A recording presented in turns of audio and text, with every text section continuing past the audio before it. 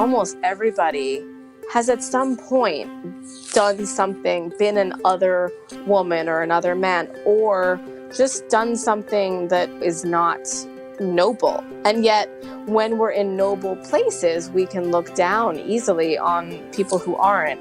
From Mamma Mia, I'm Mia Friedman, and you're listening to No Filter, a podcast where I have candid conversations with interesting people. Let's talk about sex. Well, maybe not sex exactly, but desire. Specifically, female desire. Today's show is an interview with the author of the best book of the year. I promise you, hand on heart, this is the best book that you will read this year. It's the best book I've read in many years. And the story behind it is just as fascinating as the book itself. When Lisa Taddeo set out to write a book about female desire, she had no idea that she would spend 8 years inserting herself into the lives of 3 wildly different women whose relationships to sex and desire covered a real spectrum. So how do you come to be a fly on the wall of other women's sex lives? Well, Lisa is 39. She's an American writer and journalist. She herself is married, she has a young daughter, and her new book is called 3 Women. It is one of the most hyped reads of 2019. Elizabeth Gilbert has said that it blew the top of her head off. Gwyneth Paltrow and Sarah Jessica Parker can't stop talking about it. They said they read it in one sitting. And Reese Witherspoon is doing it for her book club. So how can any book live up to that kind of hype? Well, when an advance copy of 3 Women landed on my desk a couple of months ago, my expectations were really high. But I could not put this book down. It's non-fiction, but it reads like it's fiction, and it follows the sex lives of 3 American women. They're real women. Their names are Maggie, Sloane, and Lena. Maggie, her real name, is a North Dakota woman who, when she was a high school student, allegedly had a relationship with her married English teacher.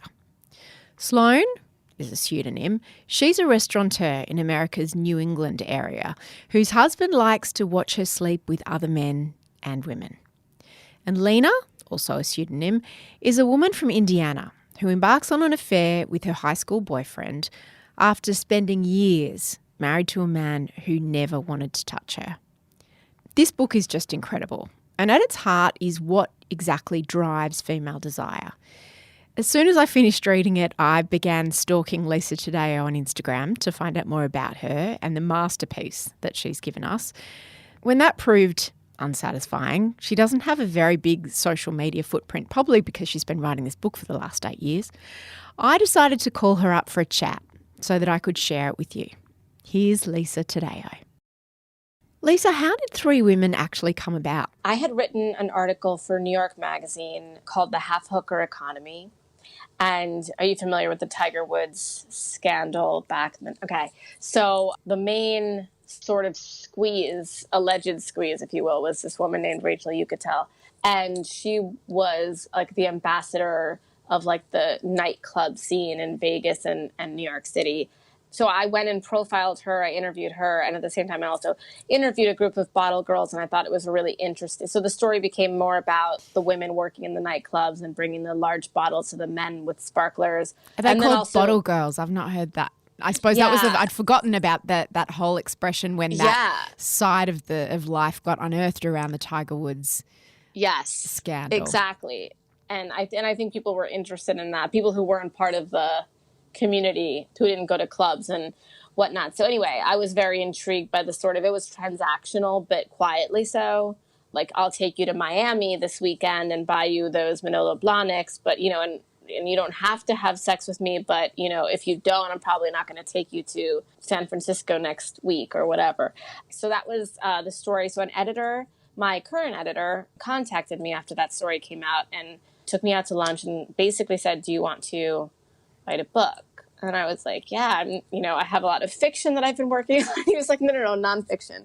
And because I had done fiction primarily, besides that, I had started with fiction at Esquire. So that was the genesis. And he sent me a number of books. And among them, it was like Joan Didion, Janet Malcolm, Tracy Kidder. Among these books of like nonfiction literary heroes was Gay Talese's Thy Neighbor's Wife. Gay Talese is a very well-known journalist in the States. He had written a beautiful piece for Esquire that everybody invokes as like one of the greatest magazine pieces ever written, called Frank Sinatra Has a Cold.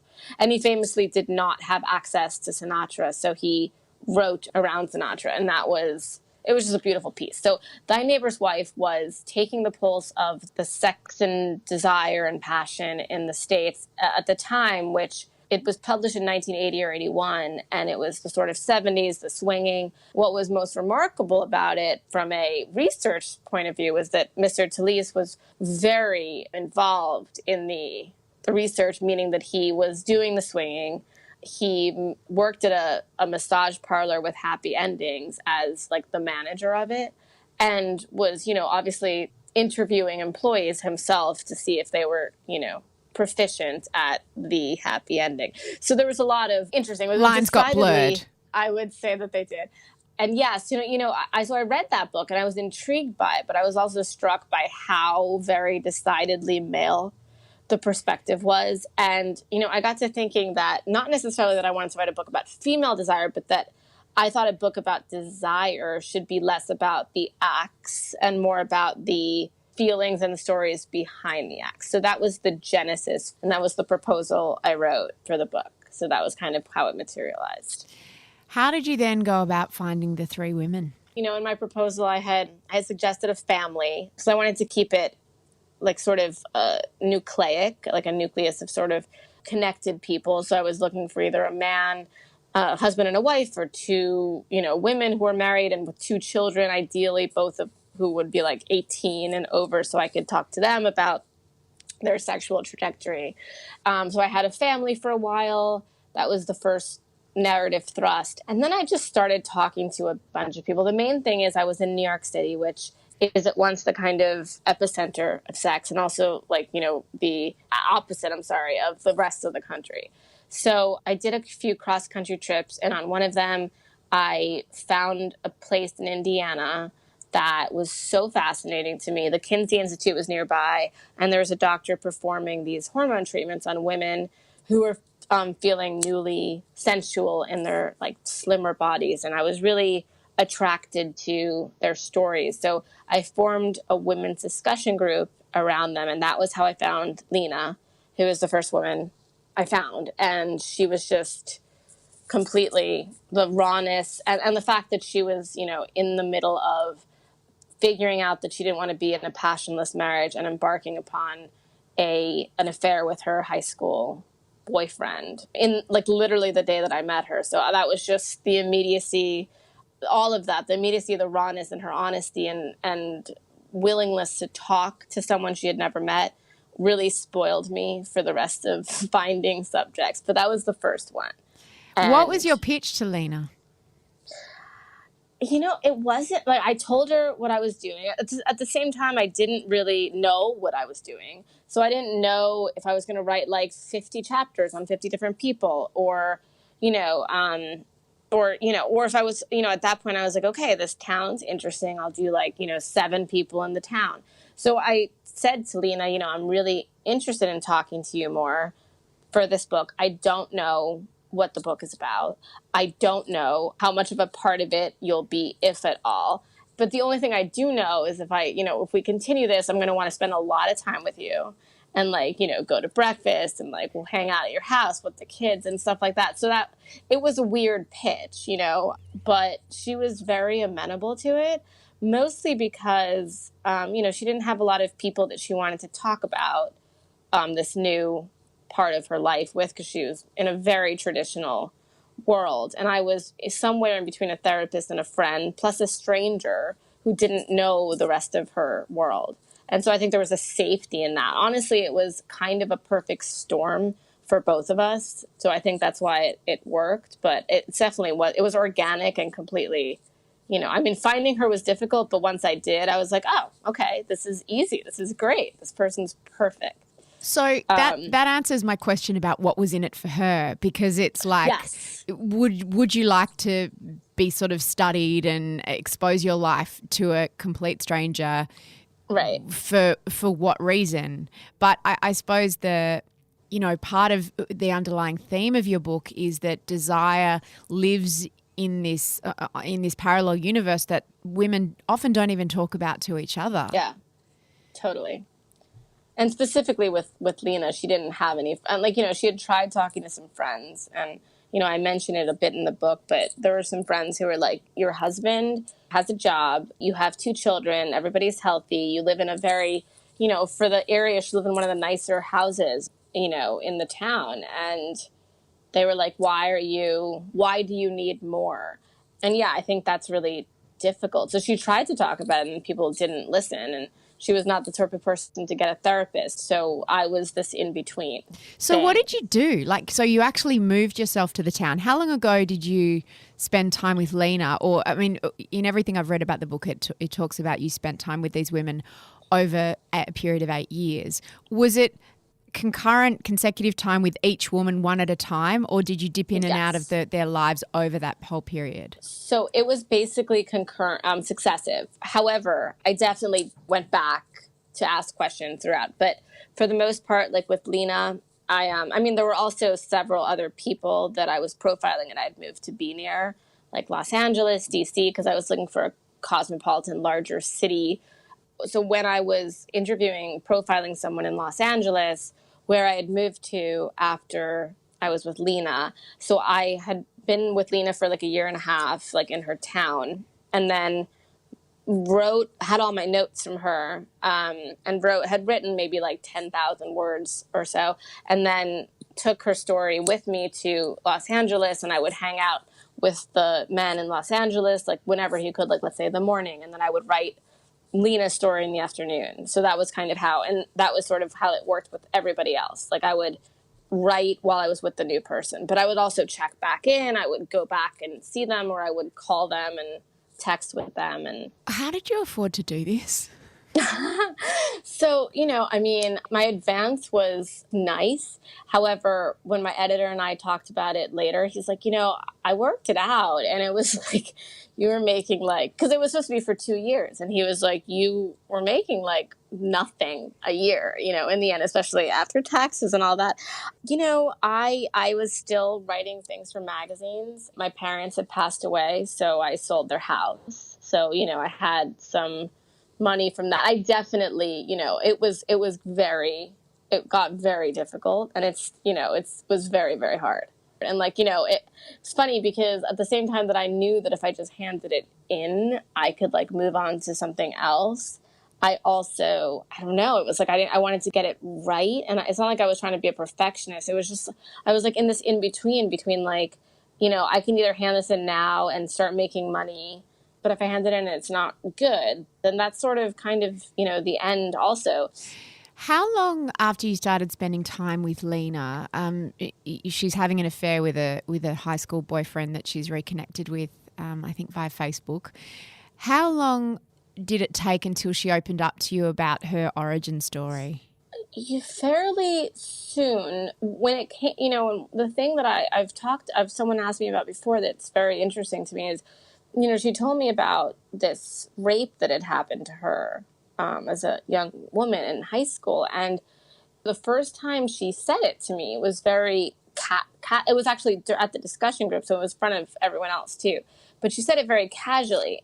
And then I think it got cut from the book. I'm pretty sure it did. But there's a point later on when when one of the boys from that evening, not the one who took her to the party, said something like, hey, I'm really sorry. They started talking on Facebook, and he said, I'm really sorry about such and such evening. And she was like, that's okay. Don't worry. We were kids. It was no big deal.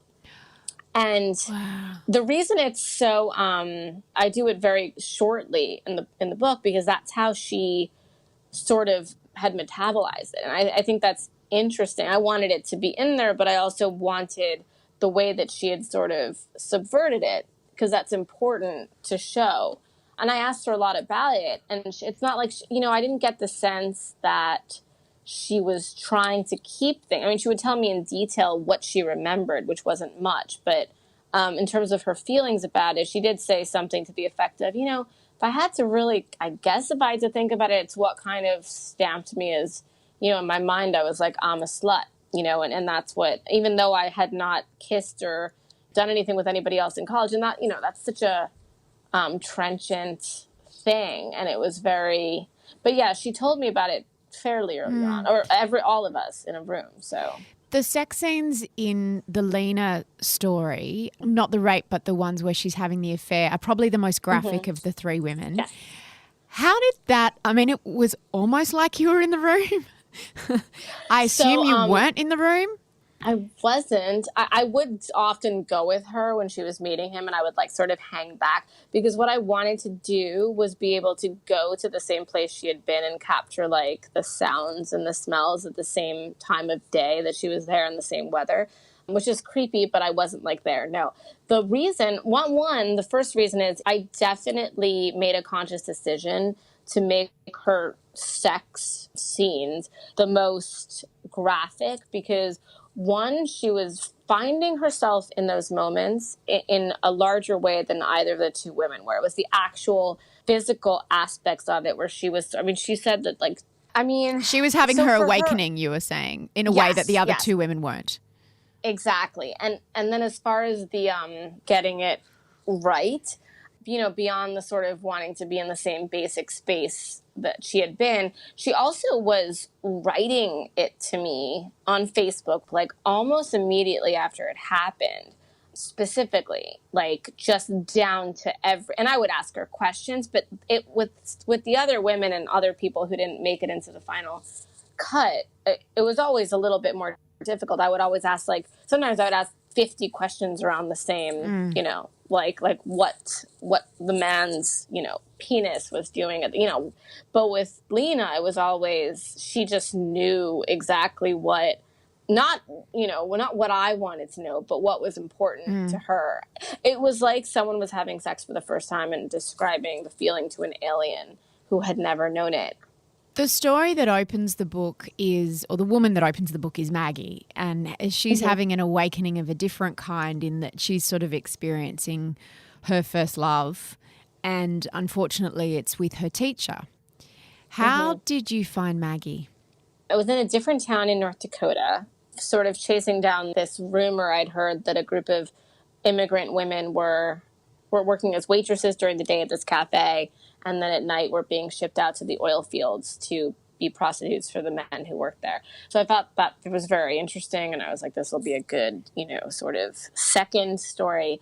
And this was like 4 cross-country trips later after moving to LA. So there was a lot of sort of in-betweens, floundering. So it wasn't like, oh, and now I'm here. And I was in this cafe, like eating eggs and drinking really terrible coffee.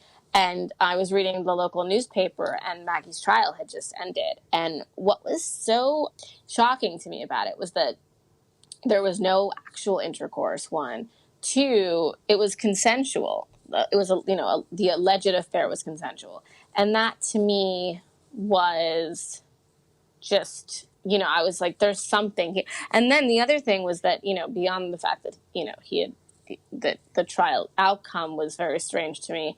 Also, there were all these calls past midnight, you know, between a married teacher with 2 children and and the calls were not in question. They had happened. There were records of them.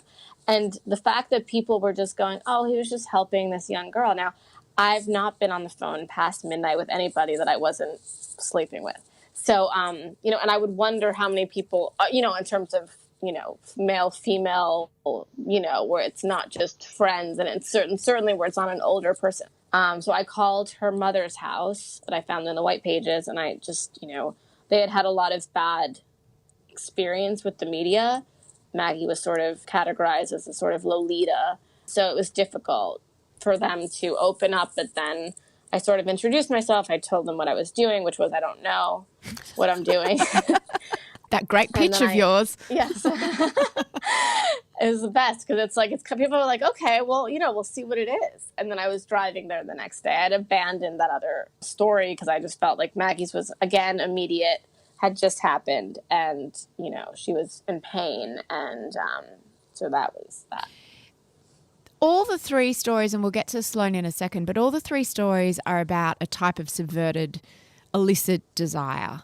Well, certainly 2 of them, Maggie and Lena, in that there's a sneaking around aspect. And so do you think that Maggie's motivation for talking to you, even though her story was so very public, which makes it different to Lena's, was similar in that she wanted someone to hear her version of events because, of course, the teacher denied that it ever happened?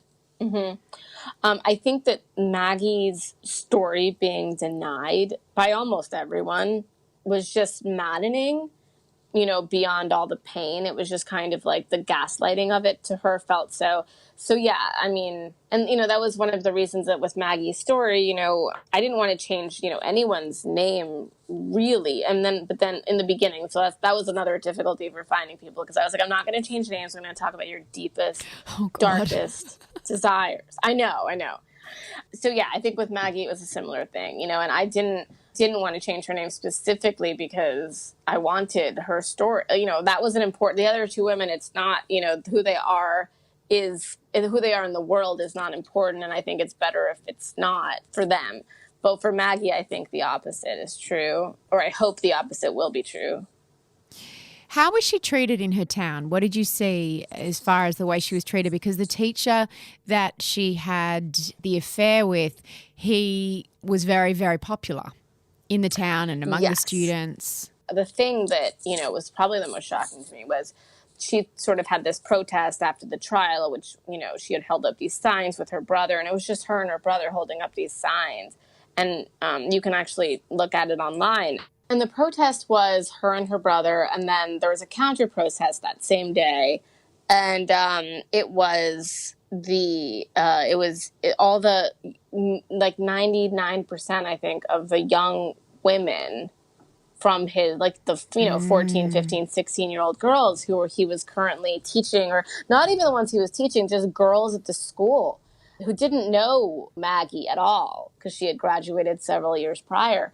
And they were just West Fargo for Canodal were the signs. And then the most shocking thing is his wife and his two children, in car seats in the back seat, drive through the protest, like hooting and hollering.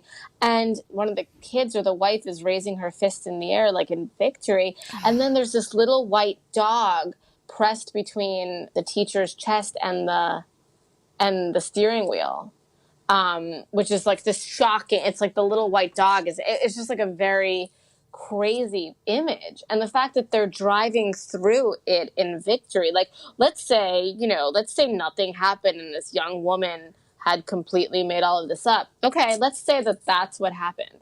Then, but still, as a human being in the world and someone why are you, as a teacher, as an adult, driving through a protest in your honor about a young woman whose father has just killed himself, who's, has just been, it's just that to me in itself is such a, I don't know, just something horrific. Like as if you'd won a football game. Yeah, exactly. Yeah. Exactly.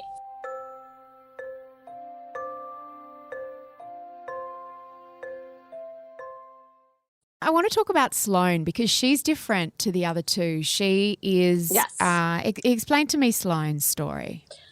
So there's a specific town, a specific enclave that I was very interested in because it was very secluded and seasonal and, both aspirational in the summer and also quiet and farm-like in the winter and fall. And I was very interested in, somebody from there. And so there were two people, actually three people that I was speaking to there. One was this young homosexual man who had become a life coach. And then there was this other woman who was a yoga teacher and was having a relationship with a much younger man who was nearly the same age as her son. So I found that very interesting. And then there was Sloane, who I had heard about from nearly everybody I asked about. And the main rumor about her, the first rumor that I heard, was that her husband liked to have sex with her every day.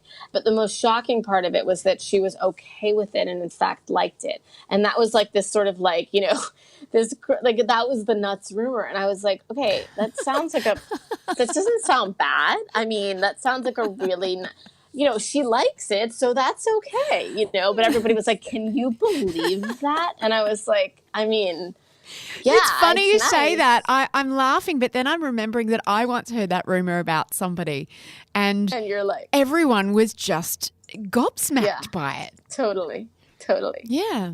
Well, that's part of the thing that I was interested about is that there's a certain level of, especially with women, you're not supposed to be happy to a certain extent.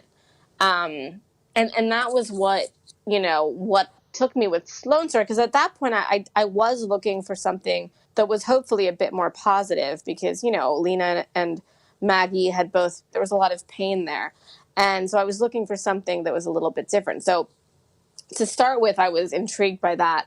And then I heard, as I got closer and I decided to kind of move to the town, because there was a number of people that intrigued me. And I also wanted, the town itself intrigued me. And I just thought the town itself would make a good spot. I didn't know if it was going to be one person or like 6 people from that town. So how do you approach Sloane and say, hey, I hear you like to have a lot of sex with your husband. Can we talk about that? Yes, so that was on top of that, there was the rumor of swinging. So I had those 2 things. So I introduced myself over email, because at that point I had moved there. We had a mutual friend, and I said, I'd like to meet you. I'm writing this book. I heard that you were interesting, and that you're like, she owned this restaurant, and so it wasn't just out of left field where she was like someone that nobody knew. Everybody knew her, so I was very vague, also because I didn't, it was at this point, it was still vague. Like, I was still writing through Maggie's story. I didn't know how much Maggie was going to factor in. The only one I was sure about was Lena at that point, because I had several other people and I didn't know how it was going to fit. So, again, I was vague. But with Sloane, we met for tea, and she was eating Turkish delight, which I'd never seen before. And she was eating it so primly and so, sophisticated. And I was just very, everything about her was exactly what had been described. Like, sometimes people say, oh, this woman's so beautiful or so powerful. And then you meet the person, they're like, oh, they're okay. But she was exactly what the sort of patrician, intriguing, intelligent, lovely woman. What did she look like physically? She is tall, slender, very elegant, and long-limbed, moves very languidly, kind of Nicole Kidman-ish, I suppose. That's the image I had in my mind when I was reading these chapters. That's exactly what, I sort of picture, that kind of that sort of lovely, kind of angular, kind of frightening in a way, because you don't really, not frightening, hard looking, just you don't really know. There's just a lot of quiet elegance to that sort of personality. So Sloane had sex with both men and women in front of her husband, and sometimes when he wasn't there, but he liked her to take videos or photos and send them to him. Correct. Yes. That's a little bit out there. Yeah. She does not strike me as a swinger. You would not know that. You wouldn't even begin to think it about her. She was just completely and utterly just... I wouldn't use the word normal, but she just did not fit that cliche. Sloane talks about when she first read 50 Shades of Grey. Yes. And that was an aha moment for her, because she didn't feel so deviant anymore. She felt, this is me. I'm a submissive. My husband's a dom. We both get pleasure out of me doing this. But through it, I still couldn't get a real handle until she meets a certain person that she starts sleeping with her husband, that she did actually get pleasure out of it. I found it hard to unscramble how much she was really into it. Yes. So I think up until that person, there was a lot of difficulty to it. But that said, there was a wildness to her and a sort of liking of chaos to some extent. Not chaos so much, but she didn't mind, worlds colliding in a way, and sort of was prepared for everything, and had the confidence to not worry too much about things, while at the same time being very organized. And it wasn't like she was, she had children that she was completely in charge about their schedules and their lives. She is a very dedicated mother, a dedicated business owner. So it wasn't like she was, losing everything, losing her mind and having these sexual wild. It was just something that happened, that they did, that she felt she said it to me in a way that was she's like, my husband does X, Y, and Z for me. So, he likes me to do this occasionally, and shit, like, why not? I will do that. So that was kind of the attitude for most of it. However, the way that she was seen by the town is what got to her when this one relationship kind of exploded. The fact that it was her, because even when I heard the rumors, my first thought with they're swingers. And my first thought is like, this woman is like, there's a harlot aspect to that because of the patriarchal society that we are still living in. So there's always that idea that the woman is the Eve to the Adam and with the snake. That's what really offset her, is the way that she was portrayed.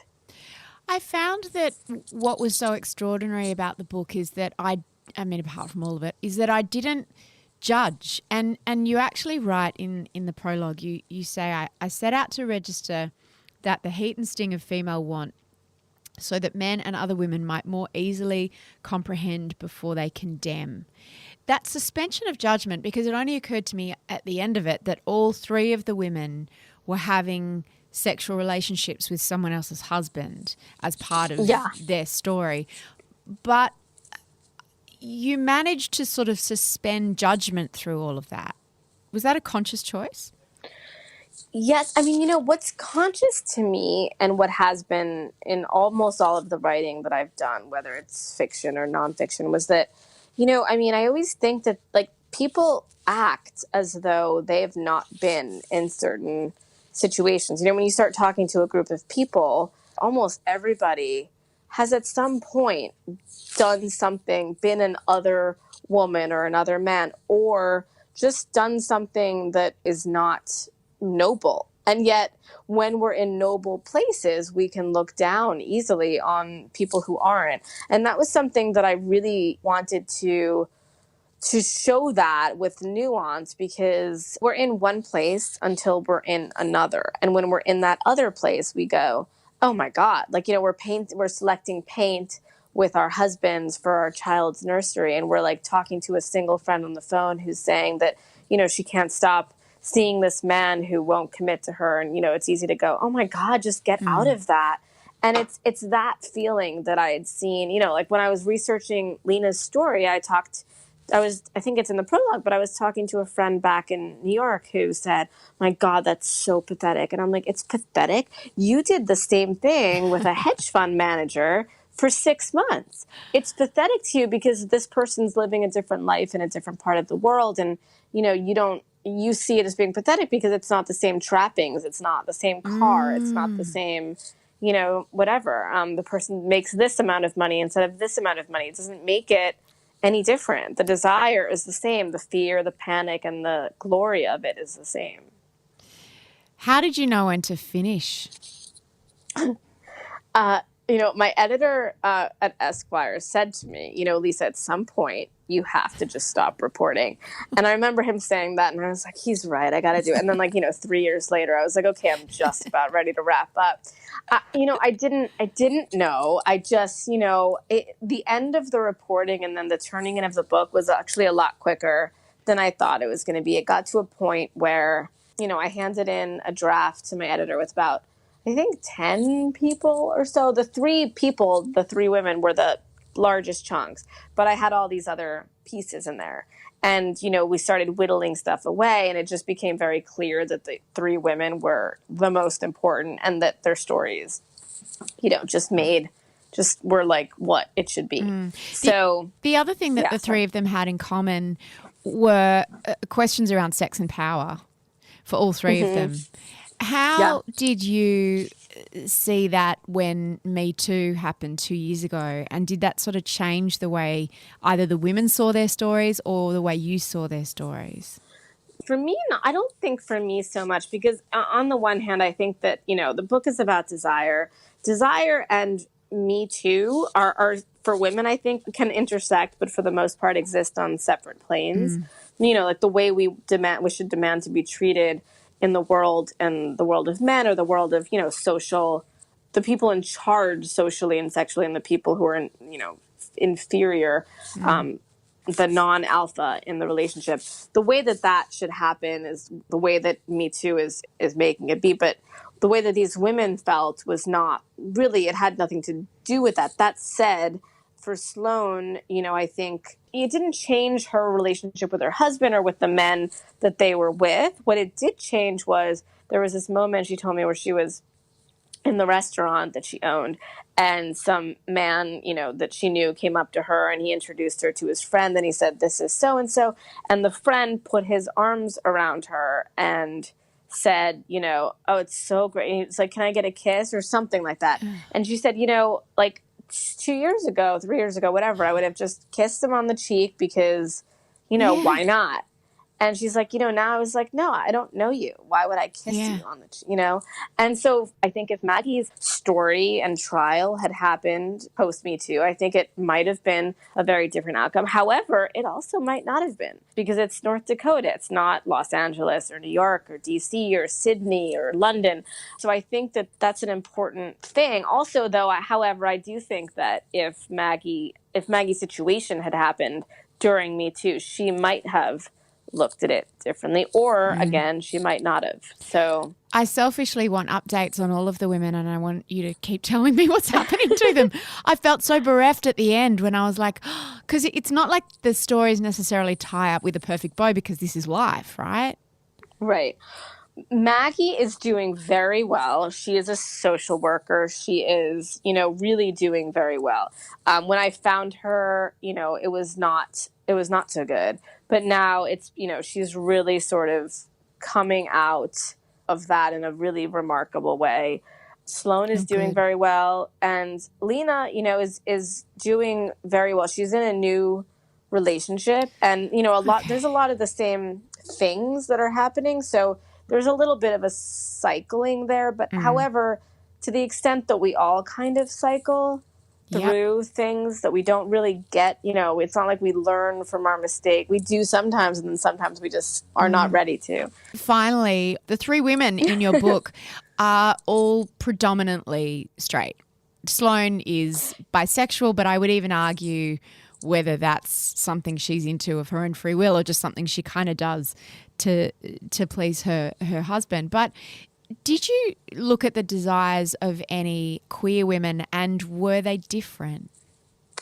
Yeah, I mean, there were multiple, not just queer women, but men. I think I told you there was a very young man, not very young, but he was he was 19, in the same town as Sloane, who it was very interesting. But part of the problem with some people from, different sexual persuasions is that it's already difficult for them in the world that does not, accept things, and the sort of how difficult that is to begin with. That, to be honest, like this young man, for example, was honest to an extent, but we would get into certain conversations where I could just tell that there was a holding back going on.